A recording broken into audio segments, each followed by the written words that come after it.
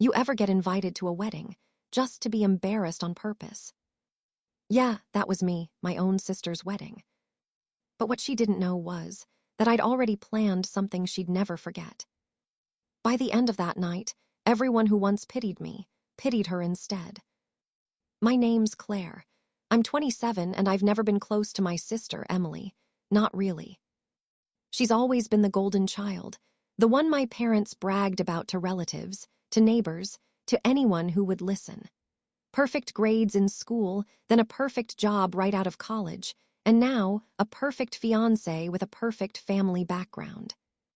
And me, I was always the one still figuring things out, as they'd say with a sigh, like I was a permanent project. The shadow, the afterthought. So when Emily actually invited me to her wedding, I had this tiny, stupid spark of hope. Maybe things were finally changing between us. Maybe this was an olive branch, a sign that she wanted a real sisterly bond. I didn't realize until much later that she only wanted me there to put me in my place, to highlight her success by contrasting it with my perceived failures. Emily and I grew up in a house where image mattered more than kindness. It was a silent rule, unspoken but deeply ingrained. Our mom, bless her heart, cared more about what the neighbors thought of our manicured lawn or our polished family photos than she did about whether her daughters felt truly loved or supported. The appearance of success was paramount. And Emily, she learned that lesson early. She mastered the art of faking nice, of flashing a dazzling smile for cameras and crowds, making everyone adore her while quietly, almost imperceptibly, tearing others down behind the scenes. She was a master manipulator, and I unfortunately was often her favorite target. When she got engaged to Jason, this rich, polished guy from her company, who looked like he'd stepped out of a magazine, the entire family acted like she'd won the lottery, or perhaps a royal title.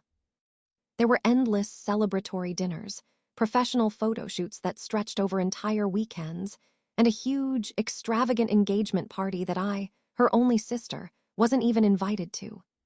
I saw the pictures on social media, of course, everyone laughing and toasting her, and I just felt this familiar ache of being an outsider, even within my own family. Then, about 2 months before the wedding, the phone rang. It was Emily, a number I rarely saw pop up on my screen. "Claire," she said, her voice surprisingly sweet, almost cloying. "I want you there, you're my sister. I want you to be part of the family pictures, standing right next to me." It sounded so sincere, so genuine. And stupid me, after years of being on the receiving end of her subtle digs, I actually believed her. I wanted to believe her. I thought, finally, she's seeing me as family.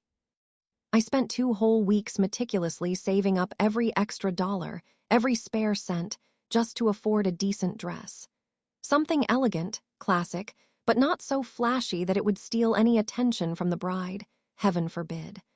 I wanted to blend in, but in a sophisticated way. I even booked a hair appointment and a makeup artist, things I absolutely could not afford on my tight budget, because I wanted to look my best. I wanted to feel worthy of being there. For once, I wanted to fit in, to be seen as more than the struggling little sister who always seemed to miss the mark.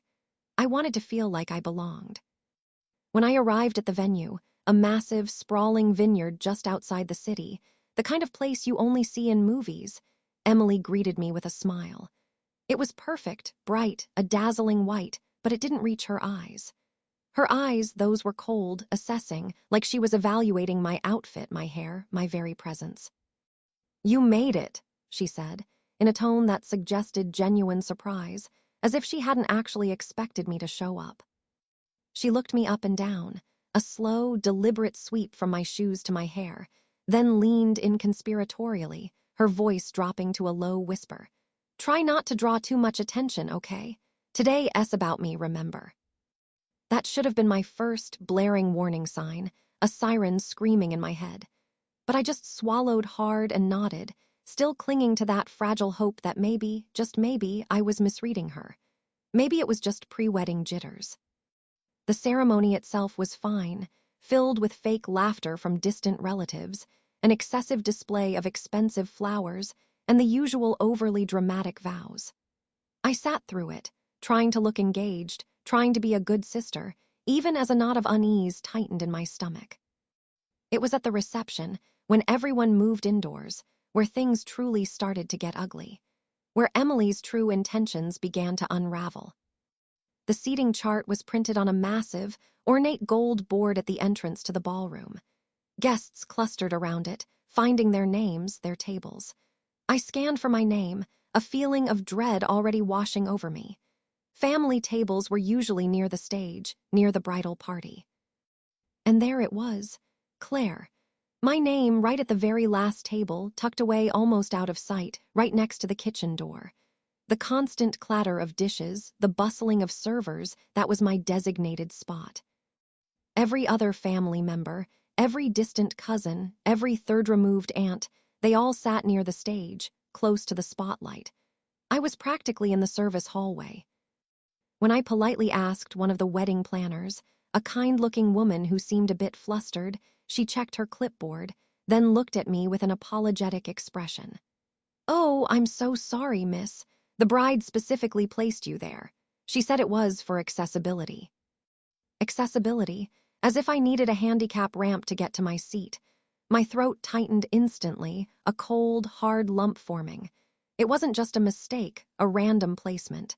She'd done it intentionally, meticulously planned this slight. This was her message. "You're not important enough to be seen."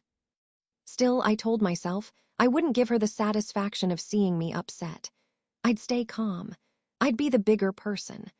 I found my table, sat down, and tried to make small talk with a distant uncle and his even more distant cousin. Then, during dinner, as the champagne flowed and the speeches began, Emily took the microphone. She stood there, radiant in her dress, basking in the glow of the spotlights. "Family means everything to me," she began, her voice dripping with false sincerity, and then her gaze locked onto mine for a fleeting moment, a tiny, almost imperceptible smirk playing on her lips. "Even the ones who, take a little longer to find their path." A few scattered chuckles rippled through the crowd. My parents, sitting at the main table, offered awkward, forced smiles, looking down at their plates. They knew. They always knew her subtle cruelty. And then she said it, the line that truly twisted the knife. "I'm so grateful my sister could make it tonight. I know things are tough for her right now. But hey, we're family, right? Always here for each other." The crowd, blissfully unaware of the true meaning behind her words, gave polite, sympathetic laughter. They didn't realize she just publicly humiliated me in front of 200 people, painting me as a charity case, a struggling sibling who needed their pity. I wanted to cry. I wanted to stand up and scream to expose her right there. But I didn't. I just forced a smile that felt like it would crack my face and took a slow, deliberate sip of my champagne, letting the bubbles fizz on my tongue. Inside, a storm was brewing. See, Emily thought she'd won. She thought her little performance had put me firmly in my place, cementing her status as the superior sister, the triumphant bride. What she didn't know was, I'd already seen what kind of person she truly was long before tonight. Much, much longer. This wedding was just the final confirmation, the straw that broke the camel's back. It all started about a month before the wedding, with an accidental email. She sent it to me, thinking she was sending it to her wedding planner. It was a long, detailed message about table arrangements, flower choices, and guest lists. And buried deep within it, like a poisonous little secret, was a specific instruction regarding me. In it, she'd written, crystal clear, "Put Claire somewhere she won't be seen much. Maybe near the service area or the back entrance. I don't want her awkward energy in pictures. We need to maintain a certain aesthetic." I never told her I'd read it. I simply pretended I hadn't received it, letting her believe her secret was safe. But that was the precise moment I decided. If she wanted to play games, if she wanted to be cruel and manipulative, I would make absolutely sure everyone saw who she really was, underneath that perfect, dazzling facade. I wasn't going to just sit there and take it anymore. So I did a little digging. Nothing illegal, just some good old-fashioned investigation. Jason, her fiancé, and I had actually gone to the same college, though a few years apart. We weren't close friends, not by a long shot, but we had a handful of mutual acquaintances, people who moved in the same social circles. And through one of them, a casual acquaintance I bumped into at a coffee shop, I learned something truly interesting, something that made my blood run cold. Emily hadn't told Jason about her secret, a rather significant one. Years ago, she'd taken a substantial sum of money, not just a few dollars, but a hefty amount, from our parents' retirement fund to pay off a rather large personal debt. A debt she'd accrued through some reckless spending and bad investments that she'd kept hidden from everyone. She'd spun some elaborate lie to our parents, of course, about it being a family loan that she'd pay back quickly. But she never did. And guess who just happened to have the receipts, the undeniable proof? Me. I had kept the old bank statements, not out of malice, but because our mom, panicking and distressed, had begged me to help her track down the missing money when she first discovered the discrepancy. I'd helped her go through everything, and in the process, found the clear transfer records, signed off by Emily herself. I had quietly held onto them, filed away, never imagining I'd actually use them. I wasn't planning to use them, not at first. I just saw them as an ugly reminder of Emily's true character. But that night, sitting at the service area table, listening to her mock me in front of everyone, something inside me clicked. A cold, hard resolve settled in. I thought, fine, you want attention. You want to be the center of the universe. Let's give you some. Let's make sure everyone sees the real Emily. An hour or so later, after the main courses had been cleared and the dancing had tentatively begun, I saw my opportunity. Emily was busy posing for yet another round of photos with a group of her bridesmaids, her perfect smile firmly in place. I calmly walked up to Jason, who was standing near the bar, looking a little overwhelmed by the sheer scale of the event. I offered him a genuine smile, a polite, calm expression. "Congratulations, Jason. You two look absolutely amazing tonight." He thanked me, his usual polite self, a slight flush on his cheeks from the evening's festivities. Then I leaned in just a fraction, my voice dropping to a quiet, almost casual tone, so only he could hear. "By the way," I said, as if it were an idle thought, "did Emily ever tell you how she truly got that beautiful engagement ring? Or, more importantly, how she managed to pay off her rather significant old credit card debt a few years back?" He frowned, a flicker of confusion crossing his face. "What do you mean, Claire? She's always been very open with me." I didn't press, I didn't accuse. I simply handed him a small, perfectly folded note I'd brought with me, tucked away in my purse. It wasn't an essay, just enough to spark doubt. Inside were a couple of crisp, printed screenshots of the bank transfer records, the ones I'd saved from years ago. And beneath them, a short, impactful line, typed neatly. "She took it directly from your in-laws' retirement account, without their full knowledge." I didn't stay to watch his reaction. I didn't need to. The seed was planted. I just turned calmly and walked away, back towards my kitchen-adjacent table, leaving him alone with the damning evidence. 15, maybe 20 minutes later, the music, which had been upbeat and lively, suddenly sputtered and died. The DJ, looking utterly bewildered, slowly faded out the current song.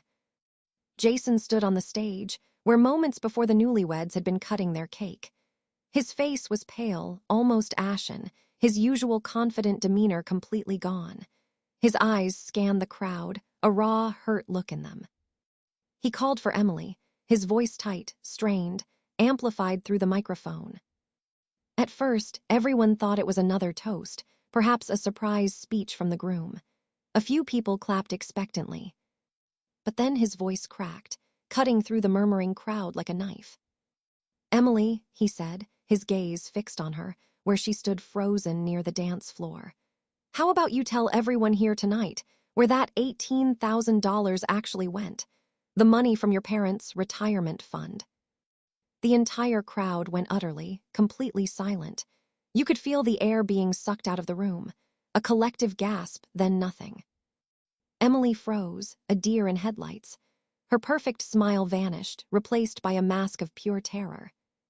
You could almost see her brain working, frantically, desperately trying to figure out how he knew. How this secret, so carefully buried, had suddenly exploded into the open. "Jason, I don't know what you're talking about," she stammered, her voice thin, reedy, completely unlike her usual confident tone. Her eyes darted around the room, searching for an escape for a friendly face. He ignored her feeble denial. He held up his phone, where he was obviously reading the message I'd sent him, the text I'd typed to clarify the screenshots. Then he turned his accusing gaze towards her parents, my parents, who were sitting at the main table, looking utterly horrified. "Mom, Dad," he said, his voice laced with disbelief and pain. "Did you know about this?" My dad's face went completely blank, the blood draining from it. He looked like he'd just been punched. My mom, usually so composed, put a hand over her mouth, a choked whisper escaping her lips. "Emily, tell me that's not true, please." Guests started murmuring, their hushed whispers filling the sudden void. The clinking of glasses stopped. The photographer, who had been capturing candid shots, slowly lowered his camera, looking utterly uncomfortable. Emily tried to laugh it off, a forced, brittle sound, but her hands were visibly shaking, clutching at the elaborate fabric of her wedding gown. "It was a misunderstanding," she insisted, her voice trembling now on the verge of breaking. "A family loan, I was going to pay it back." Jason just looked at her, his eyes filled with a profound disappointment that was almost heartbreaking to witness. He reached into his pocket, pulled out the sparkling diamond engagement ring, and held it out to her. "Then maybe," he said, his voice cold, devoid of any warmth, "you should use this to pay them back." He dropped the ring onto the stage floor. It landed with a tiny, almost inaudible clink, but in the absolute silence, it sounded like a thunderclap. Then, without another word, without a backward glance, he turned and walked off the stage, disappearing through a side door. The entire hall went dead silent once more, a heavy, suffocating quiet. All you could hear were the sudden, desperate sobs from Emily and the rapid click-clack of her heels as she ran after him, crying his name, her perfect wedding night utterly, spectacularly ruined. People started whispering again, but this time it wasn't polite chatter. It was a buzzing, confused, shocked hum. The DJ, still on stage, stared at his equipment, completely unsure of what to do next. The atmosphere was thick with disbelief and scandal. My parents just sat there, frozen, staring at the empty doorway where their perfect son-in-law had just vanished, their faces a mixture of shock, shame, and utter bewilderment. Their golden child's carefully constructed world had just imploded. I quietly got up from my inconspicuous table by the kitchen door. My purse was already clutched in my hand. I walked slowly, calmly, towards the exit, melting into the stunned crowd, leaving before anyone had a chance to say a word to me, before anyone could connect me to the sudden explosion. Outside, the cool night air was a welcome relief. I could still hear Emily's desperate, heart-wrenching cries echoing through the vast parking lot, a broken sound that filled the emptiness. I didn't feel proud, not in a triumphant, fist-pumping way. Not exactly. It wasn't joy, not really. It was something deeper, something quieter. It was peace, a profound sense of quiet resolution. For years, she'd used me as her emotional punching bag, her constant reminder of what she was. She'd made cruel jokes about my job, my clothes, my endless string of failed relationships, always delivered with that same sweet, fake smile. But in that moment, on that grand stage, she was finally and utterly exposed, not because I wanted to ruin her life just for the sake of it, but because she had built her entire existence, her entire image, on a foundation of carefully constructed lies and hidden betrayals. And eventually, those foundations always crack. The next morning, my phone rang early. It was my mom, her voice tight with suppressed emotion, heavy with what had transpired. "Claire, Jason called off the wedding. It's over. She's staying with us for now. What did you do?" I just said, my voice calm, even, "Nothing, Mom. She did it to herself. All I did was show someone the truth." Mom sighed, a long, weary sound, but she didn't argue. She didn't scold. Deep down, she knew the truth. She'd always known the truth about Emily's nature, even if she'd chosen to ignore it for the sake of appearances. For once, nobody tried to make excuses for Emily. Nobody tried to spin it or sweep it under the rug.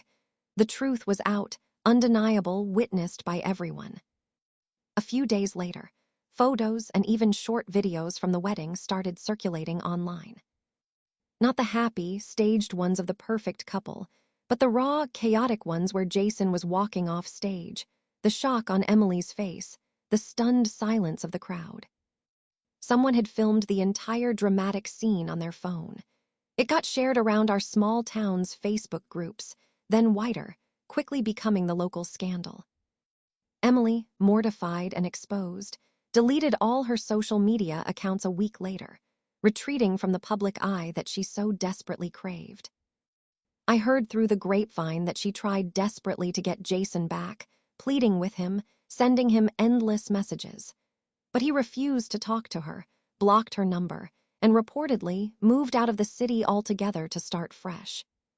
Turns out, once a person's carefully crafted mask slips in front of everyone, once their true face is revealed, it's incredibly hard, if not impossible, to put it back on. Some things, once broken, just can't be fixed. It's been almost a year since that day, since the quiet detonation of Emily's perfect world. And honestly, I don't regret what I did, not for a second. She thought she was untouchable, that she could treat people like pawns, humiliate me publicly, and then walk away smiling, her flawless life continuing as usual. But karma doesn't always come with a dramatic explosion of fire and thunder, a grand, theatrical reckoning.